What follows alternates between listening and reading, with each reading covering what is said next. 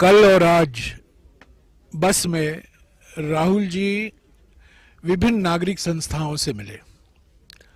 अलग अलग समुदाय की संस्थाएं हैं। ये मणिपुर की हकीकत है।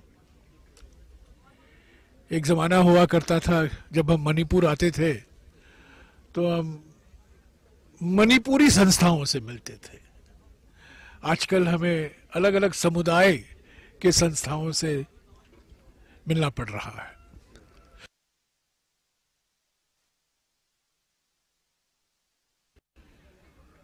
सभी लोगों ने एक मेमोरेंडम पेश किया राहुल जी को। सभी ने कहा, ये मांग की कि मणिपुर में एक संवेदनशील,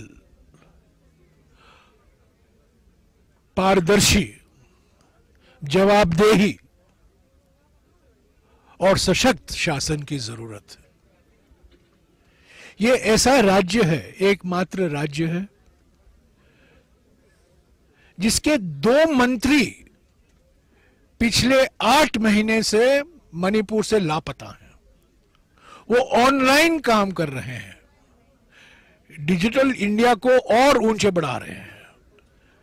मणिपुर में नहीं है ये 2 मंत्री, और कहीं हैं, गुवाहाटी में, दिल्ली में, बेंगलोर में, कहीं भी हो सकते हैं, न्यूयॉर्क में। ऑनलाइन काम कर रहे हैं। कमाल का मंत्रिमंडल है। ये ऐसा मंत्रिमंडल है जिसका मुख्यमंत्री आज तक प्रधानमंत्री से मिल नहीं पाए हैं। जन्मदिन मुबारक ट्विटर से दिया गया, फोन करके दिया गया, डिजिटल मुबारक दिया गया। यहां के राजनीतिक पार्टियां, अलग अलग पार्टियां हैं यहां करीब 14-15 पार्टियां हैं। उनसे 8 महीने से वो लगातार मांग कर रहे हैं प्रधानमंत्री से, हम आपसे मिलना चाहते हैं, ये दस्तावेज पेश करना चाहते हैं। उनको अभी तक बैठक का मौका नहीं मिला है। मणिपुर में यहां की जो महाराजा का परिवार हुआ करता था, उसी का एक सदस्य राज्यसभा का बीजेपी सांसद है। वो प्रधानमंत्री से नहीं मिल पाए हैं। मंत्रिमंडल, केंद्रीय मंत्रिमंडल में एक मिनिस्टर ऑफ स्टेट हैं विदेश मंत्रालय के, अच्छे आदमी हैं, वो यहां के सांसद हैं, लोकसभा सांसद, वो मिले नहीं हैं प्रधानमंत्री से। कोई ऑल पार्टी मीटिंग नहीं बुलाई है प्रधानमंत्री ने। और आप सब लोग जानते हैं, कांग्रेस पार्टी ने अविश्वास प्रस्ताव लाया लोकसभा में अगस्त के महीने में। एकमात्र उद्देश्य था उस अविश्वास प्रस्ताव का, और वो एकमात्र उद्देश्य ये था कि प्रधानमंत्री अपनी चुप्पी तोड़े मणिपुर पर। हम ये मानकर चल रहे थे कि अविश्वास प्रस्ताव के समय जब वो जवाब देंगे, हम जानते थे हम हारेंगे, हमारे पास बहुमत तो है नहीं, पर ये एकमात्र हमारे पास एक विचार था कि यही हमारे पास एक हथियार बाकी है, संवैधानिक हथियार बाकी है, लोकतांत्रिक हथियार बाकी है, कि हम अविश्वास प्रस्ताव लाएंगे। प्रधानमंत्री ने 123 मिनट का भाषण दिया, उसमें 3.5 मिनट उन्होंने मणिपुर का जिक्र किया, और वो भी ऐसे कोई बड़ी बात नहीं कही।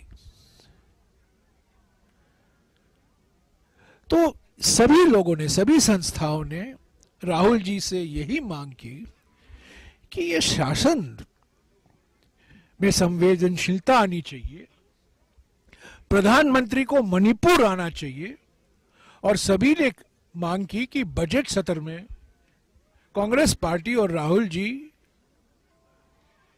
ये मांग करें कि प्रधानमंत्री चुनाव के पहले मणिपुर आए। आप लोग सब जानते हैं कि प्रधानमंत्री को मिजोरम में चुनाव प्रचार के लिए जाना था, प्रोग्राम बन चुका था। 3 अक्टूबर को, मुझे अगर मेरी याददाश्त सही है तो 3 अक्टूबर को वो जाने वाले थे, और मैं भी उस दिन ऐज़ॉल में था। हम तैयारी कर रहे थे प्रधानमंत्री के चुनावी प्रचारी भाषण के लिए, पर प्रधानमंत्री नहीं आए। तो मैंने पूछा किसी से, कोई बीजेपी के कार्यकर्ता से मैंने पूछा क्यों नहीं आए आपके प्रधानमंत्री। उन्होंने मुझे कहा क्योंकि अगर वो मिजोरम आते तो सवाल उठता वो मणिपुर क्यों नहीं गए। तो आखिरी वक्त में उनका चुनावी प्रचार मिजोरम में कैंसिल किया गया। तो यही सब मुद्दे उठाए गए। कुछ आज छात्र भी मिले राहुल जी से जिनका स्कूल और कॉलेज एजुकेशन में रुकावट आ गई है। जैसा कि कन्हैया कुमार जी ने कहा, एक ट्रक ड्राइवर मथुरा का भी मिला राहुल जी से, ऐसे ही मुलाकात हुई।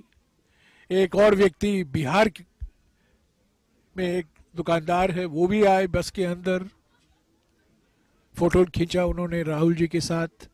पर जो नागरिक संस्थाएं मिली हैं आज मणिपुर में, कल शाम को और आज सुबह और अभी भी मिलने वाले हैं दोपहर को, सभी की मांग एक ही है, संवेदनशीलता होनी चाहिए, सशक्त मजबूत सरकार होनी चाहिए।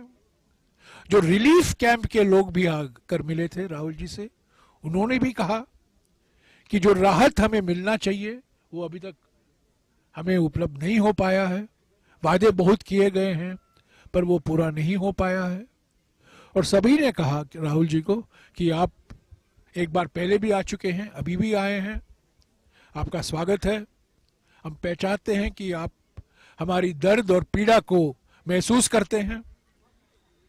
क्योंकि बार बार राहुल जी ने जो कहा है और मैंने भी दोहराया है और कन्हैया जी ने भी कहा है, मणिपुर की पीड़ा, मणिपुर की संकट देश की पीड़ा और देश की संकट है। ये सिर्फ मणिपुर तक सीमित मसला नहीं है। ये बंटवारे की राजनीति जो की गई है, ध्रुवीकरण की राजनीति जो की गई है, समाज को बांटने की राजनीति जो विश्वास रखती है आरएसएस और बीजेपी, उसी का नतीजा हम देख रहे हैं। फरवरी 2022 में मैं इम्फाल में 1 महीने तक रुका था जब चुनाव चल रहा था। भारतीय जनता पार्टी को 2/3 बहुमत मिली, 2/3 अभूतपूर्व जनादेश मिला उनको। और देखिए 1 साल के अंदर वो जनादेश क्या हुआ। 3 मई से आप देख रहे हैं मणिपुर में जो सामाजिक सद्भावना दिखाई दे रहा था वो बिगड़ गई है। लाखों लोग, परिवार विस्थापित हो चुके हैं।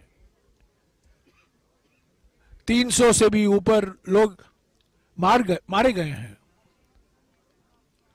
तो इस वातावरण में भारत जोड़ो न्याय यात्रा का आना, सभी समुदाय के लोगों ने इसका स्वागत किया है कल और आज सुबह। और राहुल जी ने एक ही बात कही।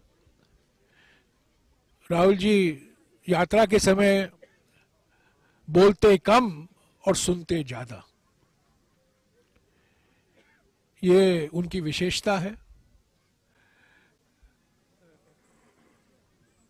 उन्होंने ज्यादा कुछ कहा नहीं, वो सुने और उन्होंने कहा कि जो मांगे रखी गई हैं उनके सामने, जरूर उस पर कांग्रेस पार्टी विचार करेगी। अगर हम सत्ता में हैं या सत्ता में नहीं है, एक पॉलिटिकल पार्टी होने के नाते हमारा कर्तव्य बनता है